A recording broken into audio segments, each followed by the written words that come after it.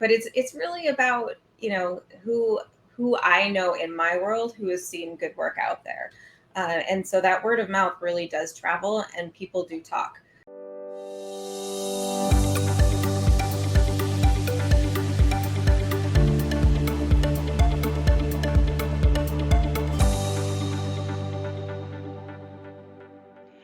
Hey, freelance copywriter crew, good morning. Welcome to Copy This, Not That, the weekly show where I ask an expert from another industry to come in and talk to us about how copywriting impacts their industry and how we as copywriters can work hard, do a better job at serving our clients so that we can make more and land higher quality clients. Today's guest is Shannon Murray-Doffo. She is a fractional CMO and agency owner who works with high ticket clients, and I can't wait to hear what she has to share with us today. Tell us a little bit about what you do inside your business, Shannon.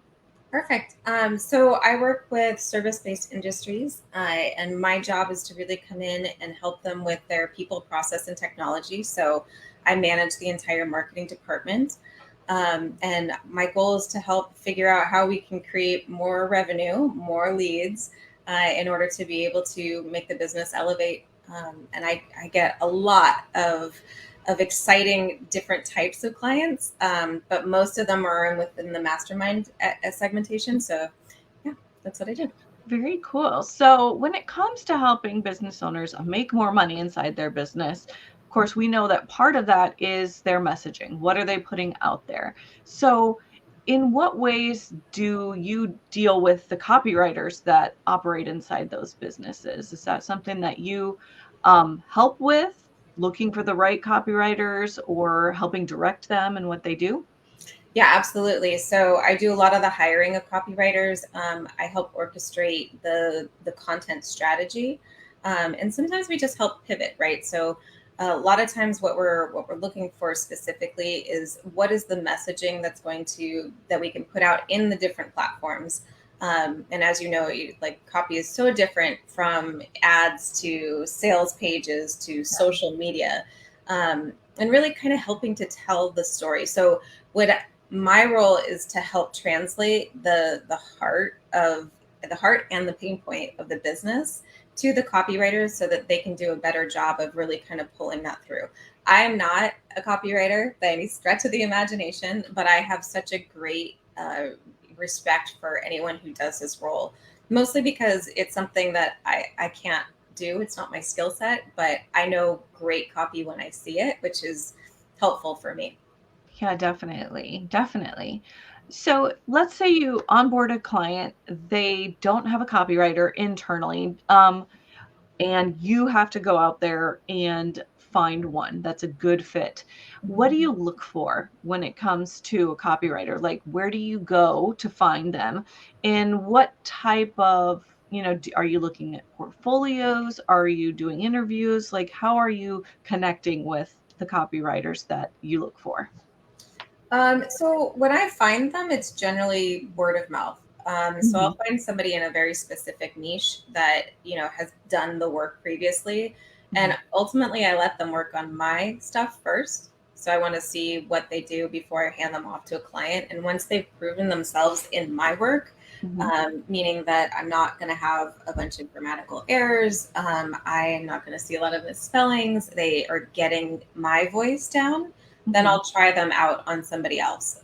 Because my clients are super high end, I have to be really careful about who I put forward because essentially it's my reputation at stake. Right. So you rely on your network, their network, other copywriters you've worked with, that sort of a thing, in order to connect you with good fit.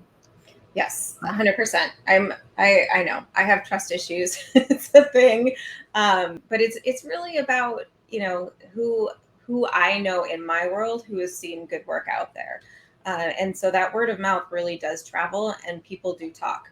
Yeah. So if you're out there and you're just putting yourself out there in cold capacity, you may not hit on with somebody like me because I'm not going to be looking for I don't know, whatever platform it is that you're putting it out there on, which is unfortunate because I'm sure I'm missing a lot of diamonds out there. But at the same time, I don't have a quick turnaround. So it's very hard for me to say, okay, I can test you on, $250 million client and say, yeah, I trust him. Right, exactly. And when it comes to something like that, the level of trust that they're putting in you is huge, and you want to make sure that that is well placed. And obviously, it is. And I could say, from my experience, for sure, networking and just making connections with other service providers and people like yourself has been probably the biggest instigator of my business growth of anything. Sure. So it really makes a difference to put yourself in the right places where you're connecting with the right people and showing up as who you are, what you do, and who you serve, because it really does make a difference in when you're the person that comes to mind when somebody says copywriter. When I think of sales pages, I'm like, Krista. Right? If I think of funnels, I have somebody in mind for that. Yeah. And there's lots of people in that arena where I'm like, okay, I know somebody who can plug this hole and do a good job, and I don't have to babysit them, right? And that's the other thing I think is, will they meet their deadlines, right? Mhm. And when I say meet a deadline, I mean give it to me the day before it's due. Right, Like, it's right. Not probably end of one of wire, like yeah, it's one of the most important things that I look for when I'm looking for people is, can they turn something around quickly, Mhm. brilliantly, and can they turn it around before it's due? Uh-huh. Uh-huh. Do you ever give them an earlier deadline than what you really need, or you just Oh, kinda test them to see, no, like no? always. I have a deadline for my internal people, and Uh-huh. then I always build in a little bit of fluff, mostly because, especially if I don't know them, then I need Sure. to review it. And if I need to review it, it may have to go back for revisions of some kind. And I don't expect people to get it right out of the mark. Like, I don't expect that. I may have been unclear in my, like, what I wanted or I desired, and Sure. oftentimes even copy that sits in graphics, it looks and feels different, and sometimes it needs to be changed. The length of it, the feel of it, the words need to be powerful and impactful in a specific place. Mhm. So when I see it, and I see it in situ, then I feel like it may have to go back, right? And that Right. could not be my fault. It could be not their fault, but and it's Right. not the most important thing. Yeah. One thing that I like to tell my students is you can't be too attached to your work. Mm-mm. Like, this work is for them, it's not for you.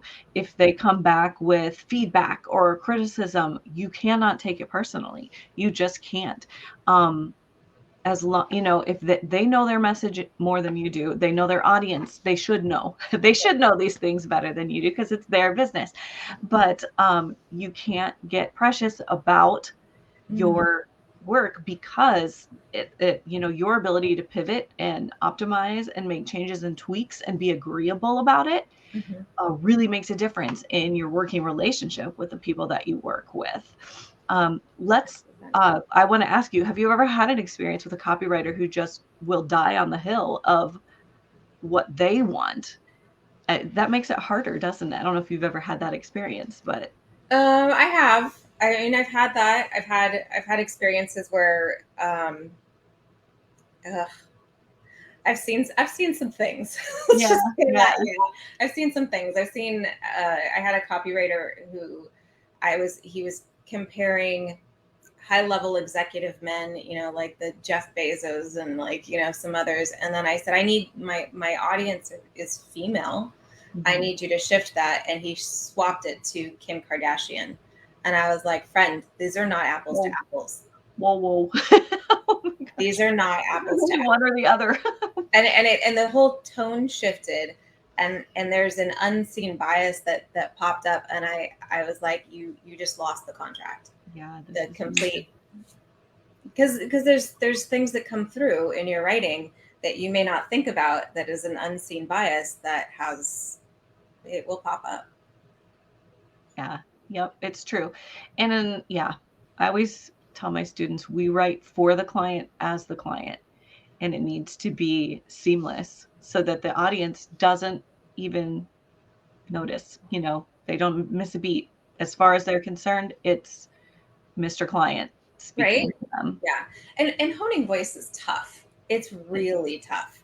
There are things, that people say. I oftentimes will get from the client either a podcast or something where they're so the layering effect of like me prepping a copywriter is generally podcast, long form written from the client, short form written from the client, and then anywhere where they've like just, back and forth in an email, right? Yeah. So if I can get those samples from them, and it's prolific. There's a lot. Yeah. So Yeah. Well, and at the level of client that you're serving, they've got everything a copywriter would need to be able to catch their voice. So thanks. Yeah, sometimes not, but yes. I mean, there's the opportunity for us to pull it, which is helpful. yeah, for sure. Mhm. How do I want to say this? What percentage of your clients would you say have had a bad experience with a copywriter at some point or another? Um, I mean, I'm sure that they all have, but once you find one that you love, you stay with them forever. Mhm. And I've seen people build their businesses around a copywriter because they do such a good job. And they understand the voice and I've worked with people like that. And they're talking 8-figure businesses that if you were to say the linchpin is this copywriter, this is the Mhm. person who does it because they can do it on the fly. They know exactly what to say. They turn it out perfectly. When that person goes away, though, I think that's where a lot of the not Yeah. resentment so much, but it's just there's such a void because Yeah. it's such an important role that it's really hard to replace in that same structure. And that poor secondary copywriter who comes in is like Right. not gonna Big shoes. compare. Big shoes. Yeah. Yeah, for sure. I think too that there's a lot that goes on behind the scenes that people don't even realize that copywriter just automatically knows and understands and can quickly, oh yeah, sure, no problem. Social media post real quick, no big deal because they live inside that person's audience and inside that person's head. So, Yeah. um, for us as copywriters, our main goal is retention. Let's stay in that with those same clients long term because not only does it help the client get better results because we're there to see what's going on behind the scenes and able to make shifts and changes and suggestions, but also because shoot, I just lost my train of thought. Where'd it go? Behind the scenes, it takes less time for us to be ready to go. When you're always onboarding new clients over and over for one-off projects, the research phase starts every single time. When you have those ongoing clients, you can just put your client hat on and jump right into that Yeah. because you've been there. You've been walking it right alongside them the whole time. Well, I mean, I guess so that's like anything new that you start, right? The Yeah. first 3 months or so are going to be really rough.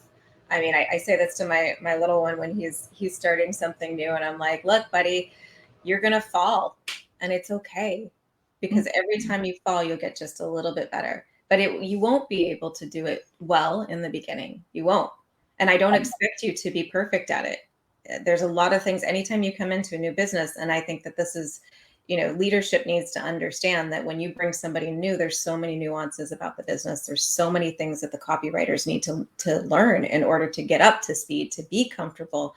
And it's their success and the leader's ability to facilitate that success it's mutual, Mhm. you Yeah, know? definitely. Mhm.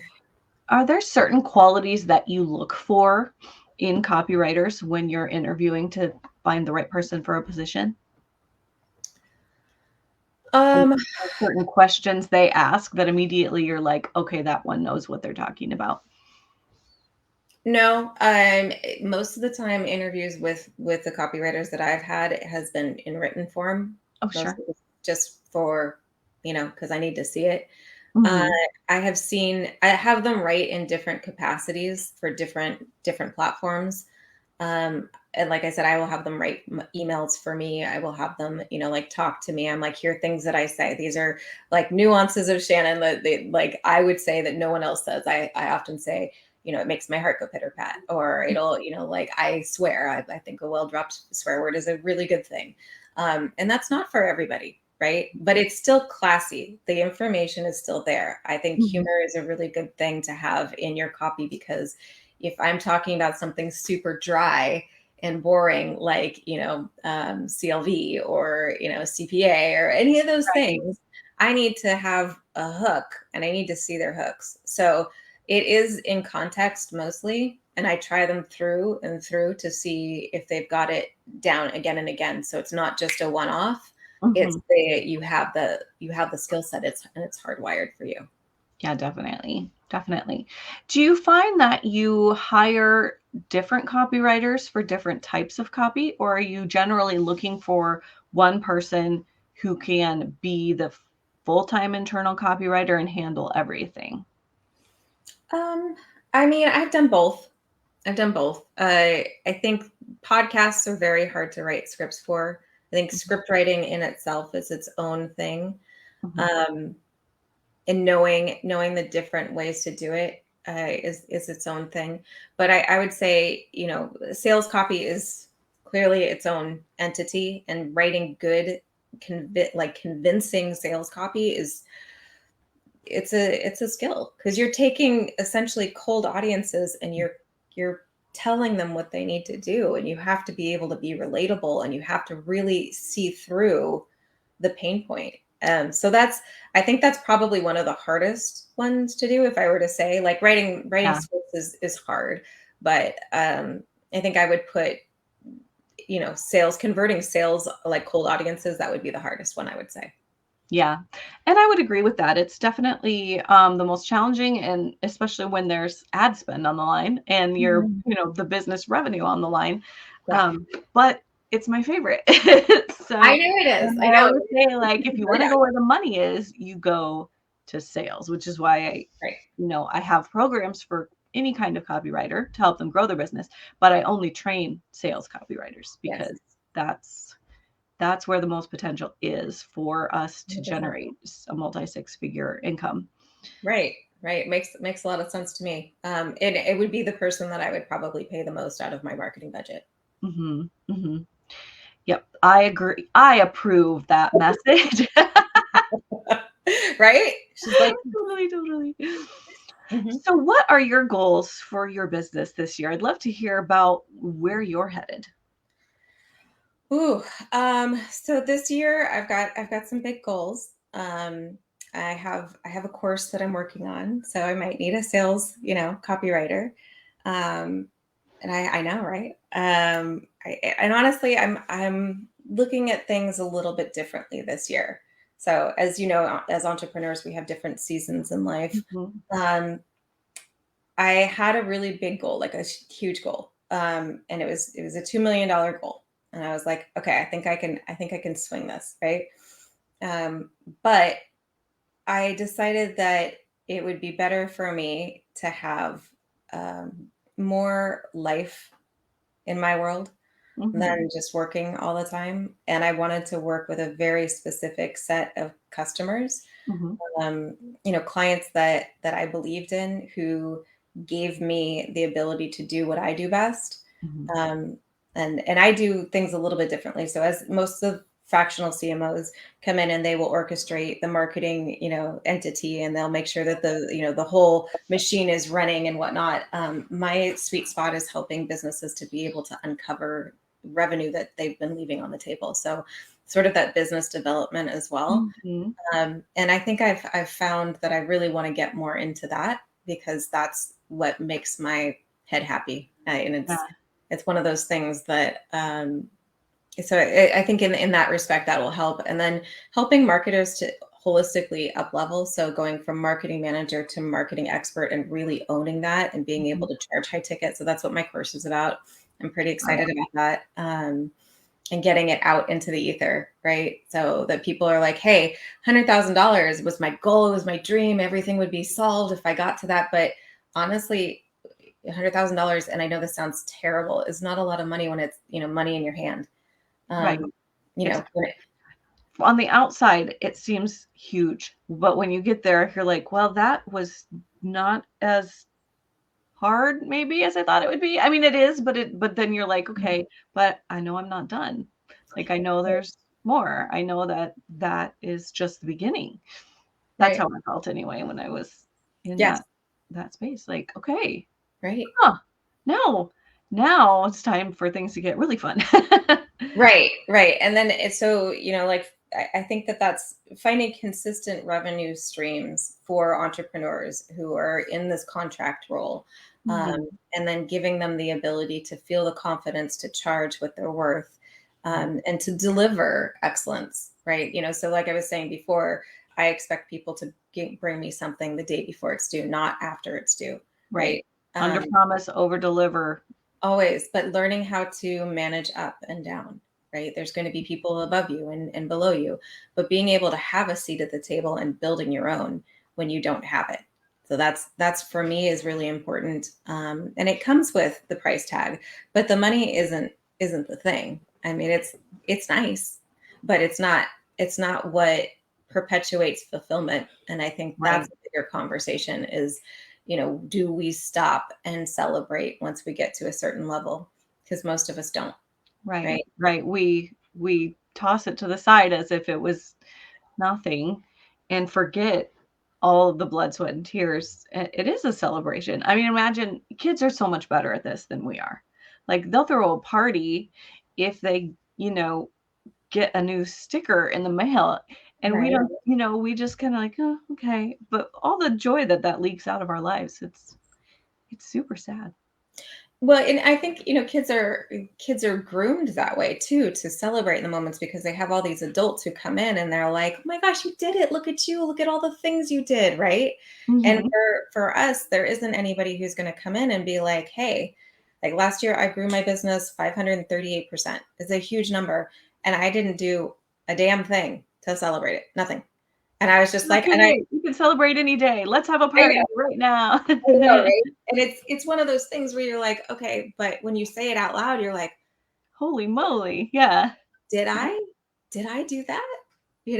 And then you're like, well, yeah, you did because it was really hard. you gave Right, right. you gave up a lot. And those are the things where I'm like, okay, there isn't anybody who's going to come and tell you you did such a great job, and they're not going to give you a sticker. They're not going to do all that stuff. It has to be us, and it has to come from within, that self-nurturing to get to fulfillment that will then produce as an organic side effect the monetary results that we're after. Yeah, exactly. And I think so often, depending on how we grew up, we're told, don't toot your own horn. You shouldn't like be braggy or whatever, and especially in like middle America, that is just kind of looked down upon or whatever. But when I think about the people that have had the biggest impact on my business and my mindset, it's people who let me in behind the scenes and did show those celebrations and they did show the trials and the errors and the challenges. If it wasn't for other people being willing to show like this is the accomplishment and here's what I did to achieve it, you wouldn't even know like what potential is out there really. So I completely appreciate it. And when it comes to like sharing my own wins, still though, I have to remind myself like this could be really important for someone else to see and Yeah. just kind of like put that, you know, don't worry about what the naysayers think, or don't worry about what people who don't need this message right now are thinking. Think of Hmm. a person who does need this message right now. So Oh those yeah. a little pep talk I give I give myself when I like I need to share a win today. I know I do. It's so hard when you think about it, and then if you don't create the list in the moment, you forget what it is. Yeah. So one Yes. one of the hacks that I've been working on, is I always create, every time I get a new client, a red flag and win folder. Oh, So, nice. I love that idea. and then I date it. So every time it happens, I know. Because sometimes people will come back to you and you're like, oh, it It wasn't so wasn't so bad. bad.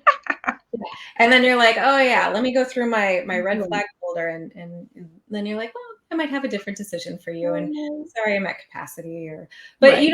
but in the same extent, we don't build our case studies that way either. So if you have the date and you have the win, no matter how big or small it is, and then take the wins from that folder and celebrate them on a weekly basis. I did this. this week? Right. And then you can go back to it and say, especially in the moments where, because clients come and go. Right. They do. But if you have that win folder on the days where you're, like you may get fired for absolutely no reason. There's Right. Could have nothing to do with you, Right. 100%. Or they may be, ungrateful about the things that happen and take it out on you. And that happens sometimes too. But you can go back to that win folder from a time when you were killing it and, bring that forward and still celebrate it, because it is something you did and no one can take that away from you. Right. Right. And just remembering that you're not always going to be riding the crest of the wave. Sometimes you're going to be under the swell, but you'll come back up again. We often think like if you have a bad day or a bad week or a month, that means that you're on the downswing and it's all downhill, but really it's cyclical. There are certain things we have to overcome. There are certain hurdles that we have to grow through in order to be the person who can handle the next level. And that's something that I tell myself when it feels like things are tough. It's like I'm just becoming the person who can handle the next level. Yeah. I know the me that first started my business would fold under some of the things that I deal with. No big deal today. Well, I think it's insane. So there's two things that kind of stem from that conversation. And the first one is that the people who are killing it have been putting in the blood, sweat, and tears for years. For years. They didn't the overnight successes are not overnight. They have not been overnight. They never were overnight. It wasn't like I just dropped this. And, I have a saying that I always say in marketing that is, if you build it, they will not come. Right. You can build all you want to, but yeah. Yeah. Just because you put it out and dropped it in the ether, it doesn't mean that the people will know about it. You have to do the work in order for people to come and buy. And then, they have to be invited. It's such a crazy thought. Right. And then the other part of it is that, as entrepreneurs, we do see the roller coaster ride, but you have to go through enough downs to know that the next up will be even bigger than the last ones. Mm-hmm. That's something that you can't get it out of a course, and you won't be able to read it and get it from a book. You have to live it. Mm-hmm. And by living it, you will understand and find the encouragement in yourself to be able to pick yourself up and say, okay, this is just a moment. It will pass, and there will be something bigger ahead. I know, because I will build it. Right, exactly. And I learned from this, and now I know this new information, and it's information, it's data, it's knowledge I can use to piggyback off of my next result. Yeah. 100%. Or whatever that looks like. Yeah. I have a friend who always says, but feel the feels. Right. You might as well. I mean, a feeling is valid. Feelings are valid. Yeah. We don't do it. I know I don't nearly as much as I should, and I will do everything, Let's stuff it. Let's just stuff it, right? Yeah. But it's going to come out. That's good. But when you do, you give yourself the ability to heal and grieve and then move on. And if you don't, then you will perpetually be stuck in that cycle, which is really hard. And there's a lot of ourselves that we see in the value of our work, and then we internalize that into the value of who we are. And that's really hard too. Right. That is a dangerous one. Yeah. As somebody who had a failed business, that's a tough lesson to learn, that you are not your business. So hard. It's so hard. And there'll be a lot of people who will throw rocks in that extent too, to say, well, I mean, how can you trust her? She did this. Mm-hmm. Right. Mm-hmm. I've had failed businesses, and it's, I see them as a very expensive MBA. Right, exactly. I think it too, like that was my launch pad. That was my runway. That was my learning, my trial. That was my trial period. Yeah. It's giving yourself the grace to do everything wrong so that now you know what to do right. Exactly. That's the hard part. Well, Shannon, if we want to learn more about what you do and connect with you outside of this group, I would love to have you drop a link to your social channels. If you have an email list, if you have something, for my group that might help us, where we can trade our email in exchange for that, please feel free to drop links into the comments after this video is done loading, and let us know how we can connect with you outside of here. Okay. Yeah. I mean, definitely you can find me at FE Growth Strategies. I know it's the longest name ever. The FE stands for female empowerment, but it also is the symbol for iron. So it's the resolution that we will be and continue to be better. But you can do that. Or you had to do with iron. Yes. Yes. Yeah. I was in chemistry for a long time in my world. So all the data geeks, right? There you go. There you go. Awesome. Well, thank you so much for joining us. I loved this. Everybody, let us know how much you love this in the chat. Feel free to ask questions, tag Shannon. She can circle back around and answer any questions you have. And everyone, have a wonderful weekend and enjoy your Friday. Thank you so much for having me. Yeah, you're welcome. I loved it. Bye. Bye.